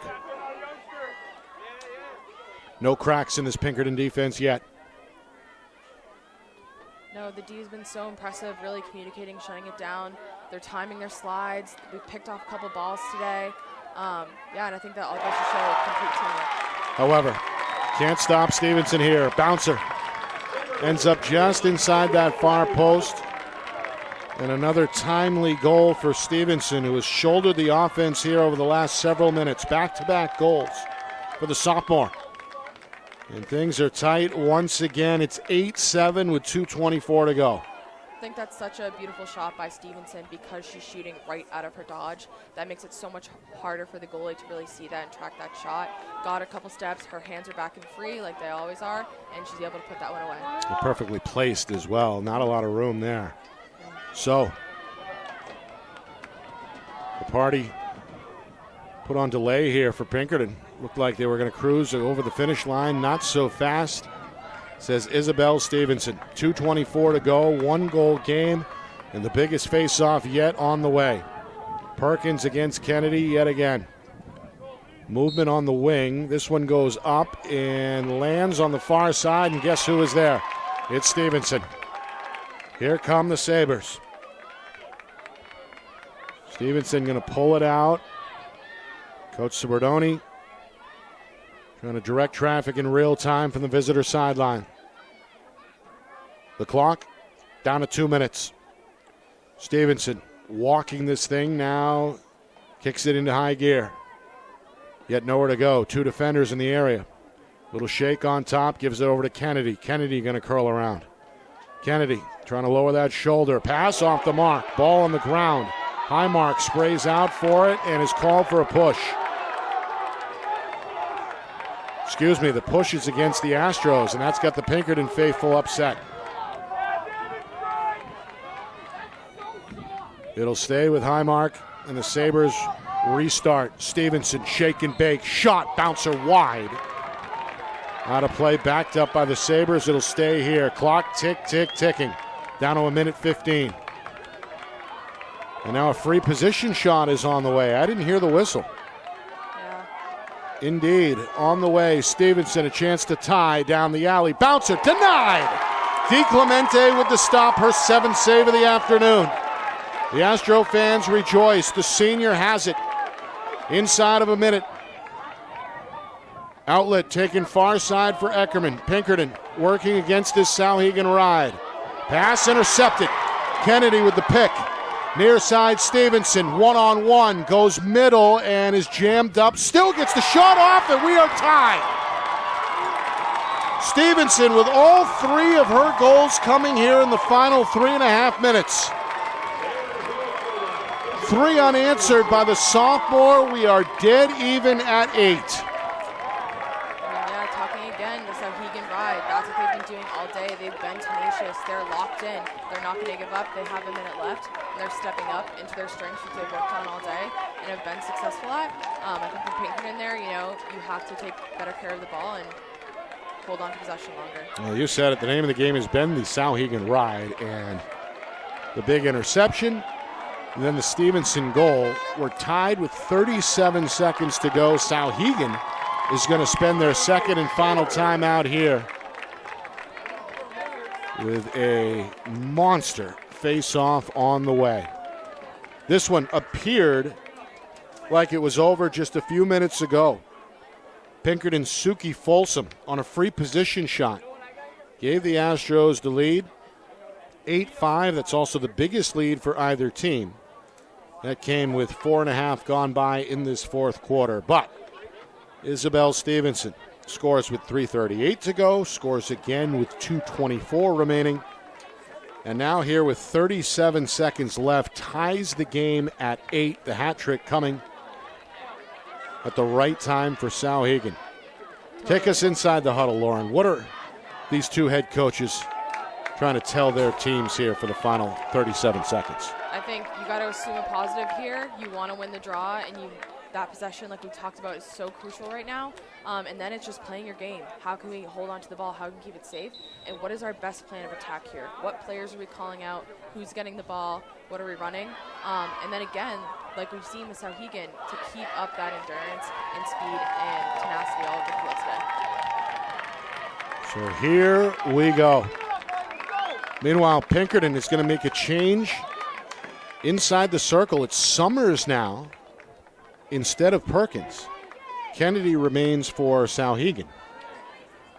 Yeah, I think good call on Pinkerton. Perkins lost that last couple of draws, and in a huge moment, switch it up. See what Delaney can do. See how that changes the look for Souhegan. Crowd on their feet here. Summers against Kennedy. Up in the air, the ball goes, it lands, and Kennedy is the inside track for Souhegan, gets to it. Hickman trying to secure, does so on the wing. Tick, tick, tick, down to 25 seconds. Souhegan gets it to Stevenson. She's been the star here in the fourth quarter. Down to 20 seconds. Souhegan looking for the lead. Stevenson, 15 seconds. Up top, two defenders in the area. Backdoor cut, pass is knocked down. Far side, Eckerman with the inside track for Pinkerton. Down to 5 seconds. Still up for grabs. The Astros, Knowlton is there, and we get a whistle here. And now we hear the horn. That's going to do it for regulation. Of course we need overtime. 8-8 as these two teams battle for a ticket to Tuesday night's championship. We're going to keep it right here. Talk about a dramatic fourth quarter. The momentum, Lauren, clearly on Souhegan's side. We saw the change a moment ago at the circle as Pinkerton looks to counter that momentum. But again, I'd say the task a little tougher for Pinkerton here, trying to shake off what we just saw over the final 3:38. Yeah, Pinkerton hasn't had the ball these last couple of minutes, and clearly these past couple of minutes have been huge for them. Once they get possession, it's getting your players to flow again. They're playing with a lot of confidence on offense, and that's when we had that 8-5 lead. I think you got to go back to that. You got to remember the basics, what you're good at, and drive it home. Pinkerton playing shorthanded, as we talked about. 2 locked penalties, both assessed in the second quarter against one of their better midfielders, Francisca Doyle, the junior URI commit, disqualified at that point. We had a 3-3 tie at halftime. Astros took the lead early in the fourth quarter on back-to-back scores from Summers and Folsom. That was the high water mark, so to speak, 8-5. But again, theatrics over the final 3:38. 3 goals for Souhegan, all scored by sophomore Isabel Stevenson, including the game-tying goal with just 37 seconds remaining. Of course, the winner advances to Tuesday night's state championship game, where they will take on the winner of Portsmouth and Exeter. That game is coming up next here. We'll have coverage, of course. The original 7 o'clock Eastern Time start may be pushed back a bit because of this upcoming overtime period, which is not, I guess, slated to start for another 3.5 minutes. So we will step aside, take a break, come right back for overtime. Sudden death overtime between Souhegan and Pinkerton. That is next. You are watching the 2025 NHIAA Girls Lacrosse Division I Semifinals here on Friday Night Lights, New Hampshire. We're broadcasting in conjunction with the NFHS Network. Can I get you another one? Yeah. Cheers. Thanks.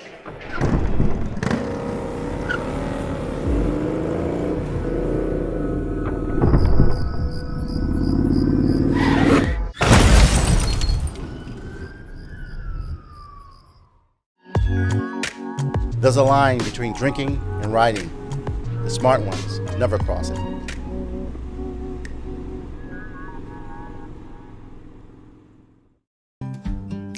A home is not a job site. It's your home. It's where your life is. It's where your children are, your family is. At Heritage, when we come out to your house, we really view ourselves as guests in your home. We'll call you ahead of time so you know we're coming. We'll present all the options to you so you know what choices you have. And we want to make sure you're completely satisfied with all the work we've done before we leave. Why do we do it? We believe it's how we should respect you when we're invited to your home. Every day is different. You don't know what type of call you're going to get. We just gotten on scene. All of a sudden there was just a bang. The driver was going about 80 miles an hour. I was on 101 in Exeter, New Hampshire. Was struck on the left-hand side by a car. The reason we're out there is safety for the motoring public. We need everyone else to make sure that we can be safe. Please pay attention. Move over. There is a law for a reason. You guys slowing down, moving over is the most important thing for us. We all have families and everybody wants to go home safe. A family-owned and operated business since 1953, Hammond Lumber Company recognizes the value of their team members and the importance of employee satisfaction. Hammond is honored to have been named one of the best places to work in Maine for the 4th consecutive year, and Hammond was once again selected as one of the best places to work in New Hampshire by Business New Hampshire magazine. Hammond is always looking for great people to join their team. To find your place on the Hammond team, click on the careers link at hammondlumber.com. Everybody that home runs, huh? Hey, pass me the keys, Rob. I haven't had anything to drink. Good idea. We've learned to speak up to prevent drinking and driving. Now let's speak up to prevent texting and driving. What are you doing, Mommy? Here, let me do that for you. So sorry. I don't know what I was thinking. Speak up. Lives depend on it. Don't drive intoxicated. Don't drive intoxicated. A sobering message from AAA. When I see the business, I see the business through the lens of serving people. So how can we come alongside of our customers and make life better for them? And then how can we meet some of the greater needs in our community? My aspiration is that Heritage would continue doing that it would always put people first. Personally, I don't know what else.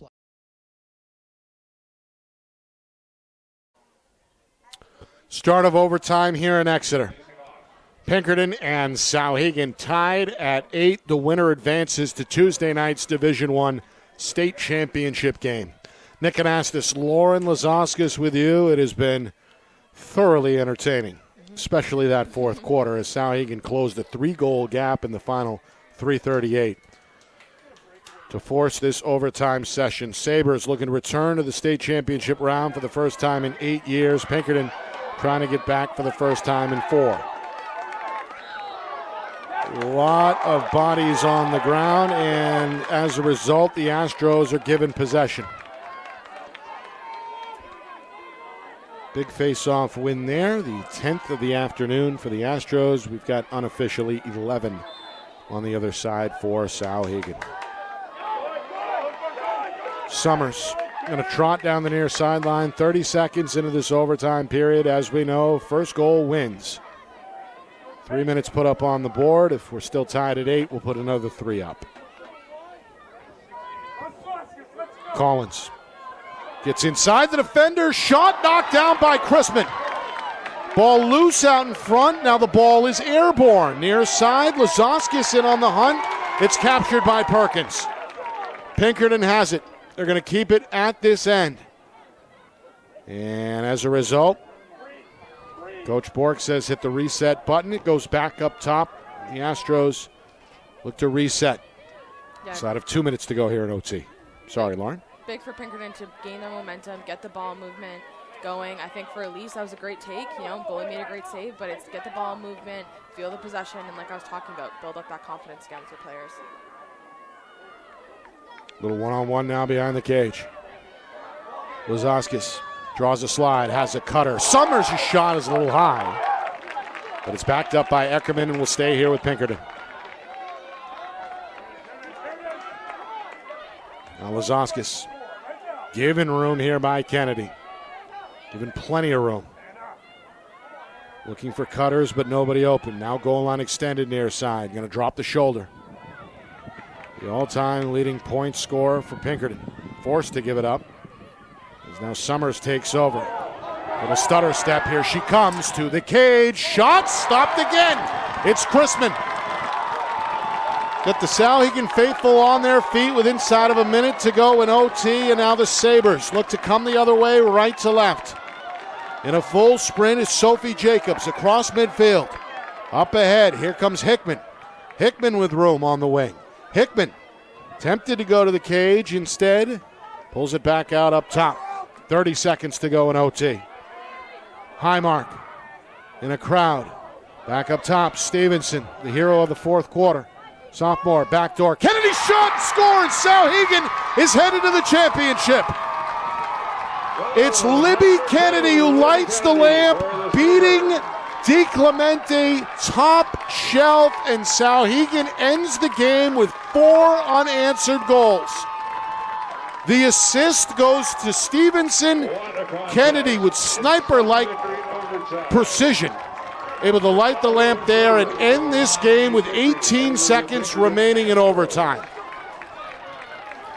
We get a look there. Kennedy, pretty good defense by Collins, but nonetheless, sophomore to sophomore, the connection there, and Souhegan heading to the championship round for the first time since they won it all back in 2017. A thriller, a comeback, and an absolute monumental effort really for both teams. A tough one to swallow for Pinkerton, who led by as many as 3 goals with inside of 4 minutes to go in regulation. Their season comes to an end after a 15-3 regular season record. Gave them the number 2 seed.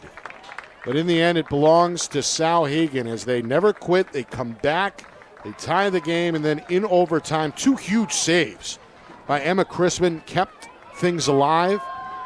Sabres get a good clear, come back, cash in. With 18 seconds to go, they're going to win this game in overtime by a score of 9-8. Yeah, I think the story of today was defense, and I think for Souhegan to make 3 stops, Pinkerton had great takes. They took care of the ball. They were getting shots off, but great saves by the goalie, so he can capitalize and come down, and put it away. That's the name of the game that we talked about. But I think both teams just did an incredible job today. So hard fought, so intense, kept the pressure on the whole time. But yeah, great job for Souhegan to put that away and capitalize on the moments that mattered. So the magical postseason run continues for Souhegan. They took out BG 7-4 in the corners. They're going to knock off Pinkerton here in overtime by a score of 9-8. Libby Kennedy took every draw for Souhegan this afternoon and won the majority. And then, of course, comes up with the game winner. Her lone goal of the afternoon is the biggest of the game. 9-8 the final. So congratulations to Souhegan. They'll have a chance to play for the state championship in Division I on Tuesday night. The winner of Portsmouth and Exeter, it's official, will face Souhegan Tuesday night here at Bill Ball Stadium. Lauren, your final thoughts on what was a great game to watch and a great game for us to call up here in the booth. Yeah, I think, it's a semifinal game. This is playoffs, and I think it was exactly what we talked about at the beginning, that every possession very much mattered today. I don't think there was a ton of mistakes on either end for both teams, but the mistakes that did happen, they matter a lot. They carry so much weight in a game like today. But such an impressive effort from both teams. You can see the leaders out there. Izzy Stevenson totally being the point guard for their team, taking control, bringing her team along, scoring that goal at the end to put it into OT. Just incredible effort there and capitalizing. And then on the Pinkerton side too, spread out. You had Hannah Lasoskis, star of the Astros team, but even more so to see Delaney Summers step up and Suki Folsom and all those girls getting in. So very great game today, high intensity, and good luck to Souhegan. Some of the final numbers: Stevenson, 3 goals, all coming in the final 3:38 of regulation for Souhegan. You mentioned the Kennedy game winner. That was her lone goal. 2 goals for Lanai Hickman, who came back from an apparent injury in the first half. Scored 2 in that third quarter for Souhegan. Francisca Doyle put Pinkerton on the board in the first quarter, but then was disqualified after 2 locked penalties came her way in the second quarter.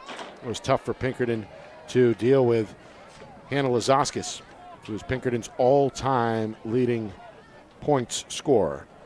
Ends up playing her final game, gave it her effort. 2 goals, both coming in that third quarter for the Astros. And don't forget about Summers. She had a hat trick to lead the way for Pinkerton, including an EMO goal.